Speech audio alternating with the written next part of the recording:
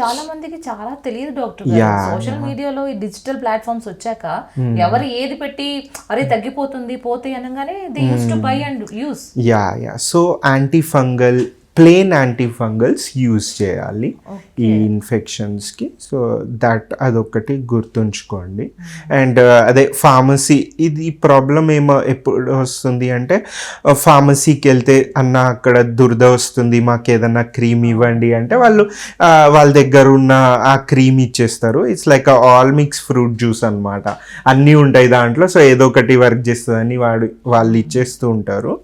And మన వాళ్ళు దాంతో కొంచెం ఇష్యూస్ ఫేస్ చేస్తూ ఉంటారు.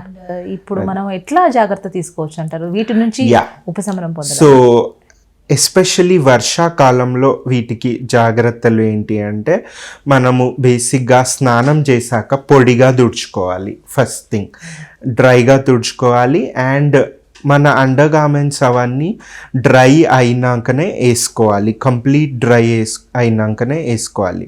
వాటిల్లో ఏమన్నా మాయిశ్చర్ ఉంటే వాటిని రివర్స్ చేసి ఒకసారి ప్రెస్ చేసుకొని యూజ్ చేసుకుంటే better. Actually rainy season is part of summer season అనమాట. Like in India it's a separate season because we have a lot of rains. But సమ్మర్లో హీట్ ఎక్కువ ఉండడం వల్ల లైక్ క్లౌడ్స్, ఒక లో ప్రెషర్ ఏరియా క్రియేట్ అయ్యి clouds అంతా ఆ ఏరియాకి వచ్చి రెయిన్స్ ఎక్కువ అవ్వడం వల్ల అది monsoon season or rainy season అవుతుంది. అండ్ మాన్సూన్ బ్రేక్ వచ్చినప్పుడు చాలా హాట్గా కూడా ఉంటుంది.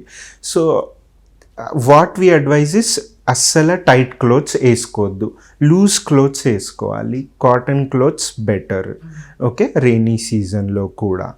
అండ్ టైట్ క్లోత్స్ వల్ల కొంచెం ఫ్రిక్షన్ కూడా అవి అవుతుంది.